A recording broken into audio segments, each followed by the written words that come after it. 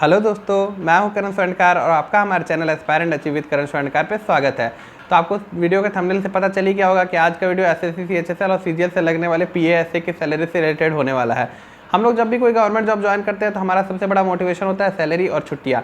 ठीक है, तो इस वीडियो में आपको पीएएसए की सैलरी के बारे में XYZ ग्रेड सिटीज़ में कितना क्या सैलरी होता है, एचआरए, टीए, डीए, ये सब होता क्या और कितना मिलता है कौन सी सिटी में, उसके बारे में कंप्लीट डिटेल में बताऊंगा। अगर ये वीडियो आप लोगों को अच्छा लगेगा तो मैं नेक्स्ट वीडियो हॉलीडेज़ के ऊपर, जो है पीएएसए को कितना क्या हॉलीडेज़ मिलता है, कितना दिन काम करना पड़ता है, सीएल ईएल वगैरह क्या होता है, उस पर एक कंप्लीट वीडियो ले आऊँगा। तो उसके लिए आप लोग वीडियो को लाइक और चैनल को जो सब्सक्राइब करके रख लेना ऐसे ही यूजफुल वीडियोस के लिए। तो सबसे पहले मैं आप लोगों को सैलरी के कुछ कंपोनेंट्स बताऊंगा, जो एचआरए, टीए, डीए वगैरह होता है आपका, वो सब के बारे में बताता हूँ। उसके बाद मैं अपने लैपटॉप स्क्रीन पर आपको लेकर चलूंगा, जहाँ पे हम आपको सैलरी, जो ग्रॉस सैलरी, आपका इनहैंड सैलरी क्या होगा और गवर्नमेंट कंट्रीब्यूशन, एनपीएस वगैरह क्या होता है, वो पूरा मैं आपको लैपटॉप स्क्रीन में अच्छे से डिटेल में दिखाऊंगा। तो वीडियो को लास्ट तक देखना, कोई भी पार्ट मिस मत करना, आपका सैलरी वगैरह से रिलेटेड सारे डाउट्स क्लियर हो जाएंगे। ठीक है, तो अब वीडियो शुरू करता है। ठीक है, सबसे पहले देखिए, आपका सबसे पहले एक इंपॉर्टेंट कंपोनेंट आता है डीए। डीए क्या होता है? डीए मतलब डियरनेस अलाउंस। डियरनेस अलाउंस यानी महंगाई भत्ता। हर साल महंगाई बढ़ते जाता है, ठीक है, तो उसको कंपनसेट करने के लिए हमारी गवर्नमेंट जो है वो गवर्नमेंट एम्प्लॉयज़ को एक डियरनेस अलाउंस देती है।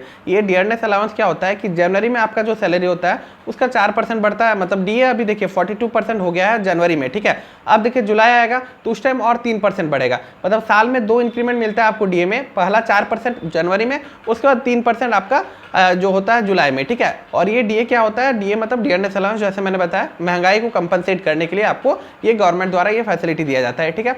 दूसरा क्या होता है? आपका ट्रांसपोर्ट अलाउंस, ठीक है। देखिए गवर्नमेंट आपको आने जाने के लिए भी फैसिलिटी देती है कि अगर आपका घर से थोड़ा दूर है, अगर आपका जो भी जहाँ पे आपको पोस्टिंग मिल रहा है, तो उसके लिए आपको क्या होता है कि ट्रांसपोर्ट अलाउंस मिलता है, जो कि एक फिक्स्ड होता है अमाउंट। मतलब आपका जेड ग्रेड सिटी है तो 3600 मिलेगा, और फिर वाई ग्रेड सिटी है तो आपका 3600 या 1800, और जेड ग्रेड सिटीज़ के लिए आपका फिक्स्ड होता है 1800 मिलेगा, ठीक है। वो मैं आपको सैलरी स्लिप जब दिखाऊंगा और आपको क्लियर हो जाएगा, ठीक है। अब क्या होता है कि जो ट्रांसपोर्ट अलाउंस है, जैसे कि पेट्रोल वगैरह का, डीजल वगैरह का भी प्राइस बढ़ रहा है, तो ट्रांसपोर्ट अलाउंस पे भी डीए दिया जाता है। मतलब ट्रांसपोर्ट अलाउंस आपका जितना है और उस पर आपको डीए भी मिलेगा, जितना परसेंट अभी डीए चल रहा है। जैसे अभी 42% डीए चल रहा है तो आपको 42% डीए के हिसाब से ट्रांसपोर्ट अलाउंस पे भी और एक्स्ट्रा पैसा मिलेगा, ठीक है। इसके अलावा आपको क्या कंपोनेंट होता है?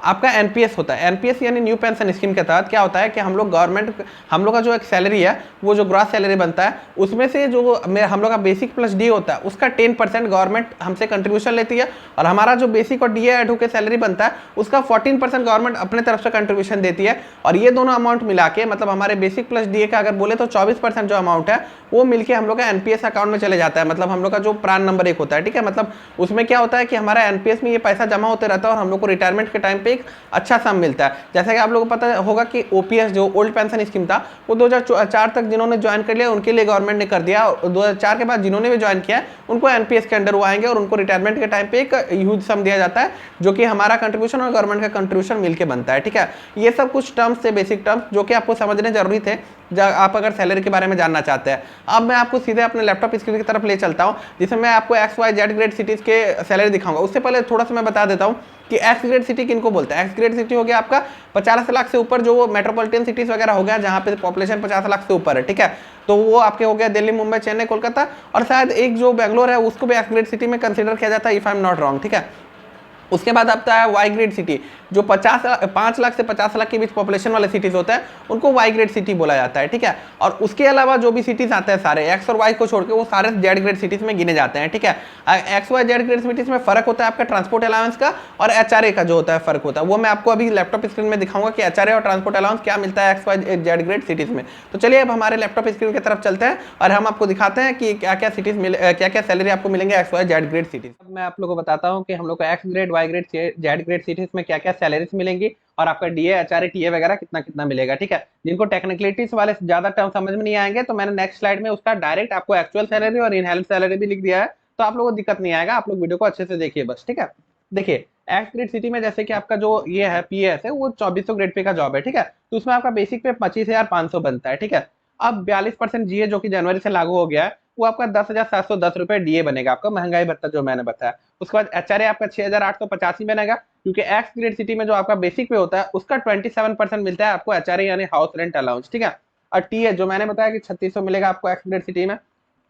अब जो ये आपका 42% डीए है, तो आपका ट्रांसपोर्ट जो अलाउंस होता है, जो कि पेट्रोल और डीजल के बिल बढ़ते रहते हैं, मतलब जो आपका प्राइस बढ़ते रहता है, इसीलिए आपको डीए इसमें भी दिया जाता है, ट्रांसपोर्ट अलाउंस में भी। तो 42% इसमें आपको डीए मिला, तो आपका 3600 का अगर 42% निकालेंगे तो 1512 आएगा आपका, ठीक है। तो उसके बाद आपका जो इसमें ग्रॉस सैलरी बन जाता है, ग्रॉस सैलरी मतलब टोटल सैलरी आपका जो होता है 48,207 रुपया बन जाता है, ठीक है। ये आपका ग्रॉस सैलरी हुआ। अब इसमें आपके कुछ डिडक्शंस होते हैं। डिडक्शंस क्या, देखिए आपका जो बेसिक पे और डीए, ये बेसिक पे और जो डीए है उसका 10% जो होता है वो आपके एनपीएस के लिए करता है। तो बेसिक पे और डीए मिला के अगर आप जोड़ लेंगे उसका 10% निकालेंगे तो 3621 रुपया आएगा आपका। तो ये जो आपका कंट्रीब्यूशन हो जाता है आपका एनपीएस के लिए, ठीक है।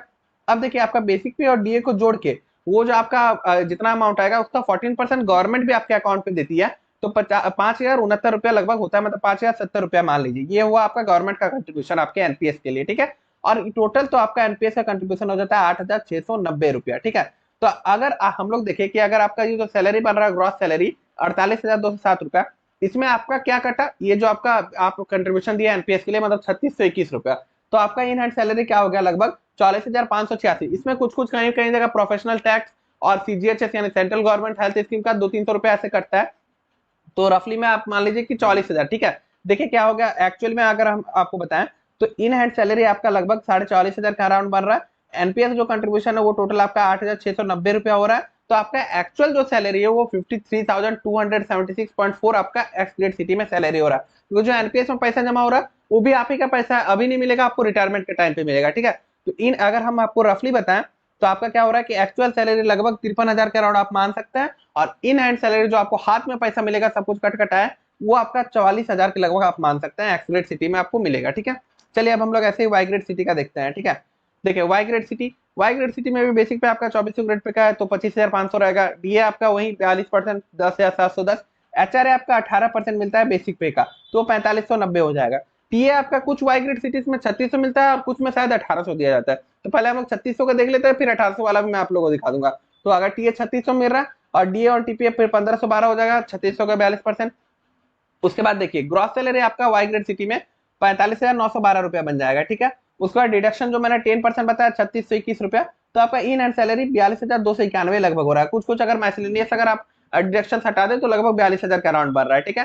तो आपका क्या हुआ कंट्रीब्यूशन 3621 रुपया आपका एनपीएस के लिए कंट्रीब्यूशन हुआ, और गवर्नमेंट 5,069.4 मतलब 40% मतलब 5,070 रुपया, जो कि 14% होता है आपका बेसिक प्लस डीए का, ठीक है।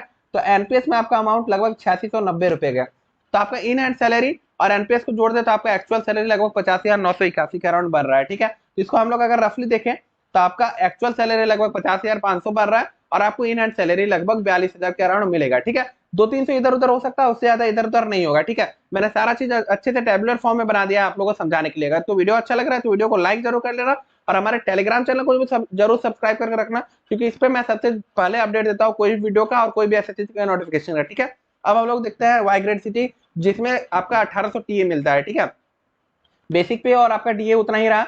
एचआरए 18% ही मिलेगा वाई ग्रेड सिटी है तो। ट्रांसपोर्ट अलाउंस अगर 1800 आपको मिलेगा तो डीए और टीपीए भी घट जाएगा और 756 रुपया हो जाएगा।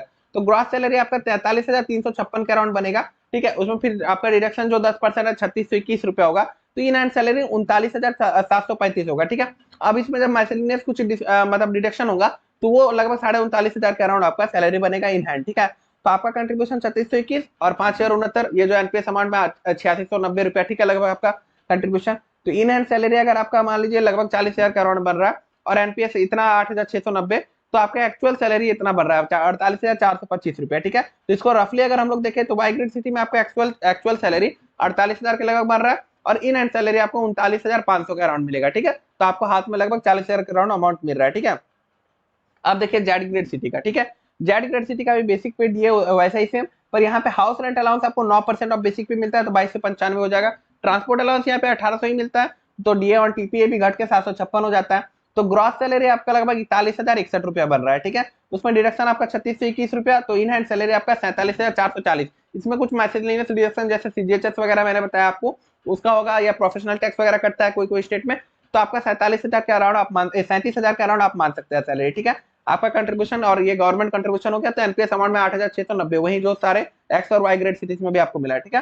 तो इन एंड सैलरी अगर आप 47,440 देखते हैं और एनपीएस का कंट्रीब्यूशन देखते हैं मिला के, तो आपका एक्चुअल सैलरी बनता है 46,130.4। तो अगर हम लोग रफली देखें तो हमारा एक्चुअल सैलरी बढ़ रहा है 46,000 के अराउंड जेड ग्रेड सिटी में, और 37,000 के अराउंड आपको इन हैंड सैलरी मिल जाएगा, ठीक है। ये हुआ आपका X Y Z grade cities का सैलरी, पूरा कंप्लीट डिटेल में मैंने बता दिया आपको, ठीक है।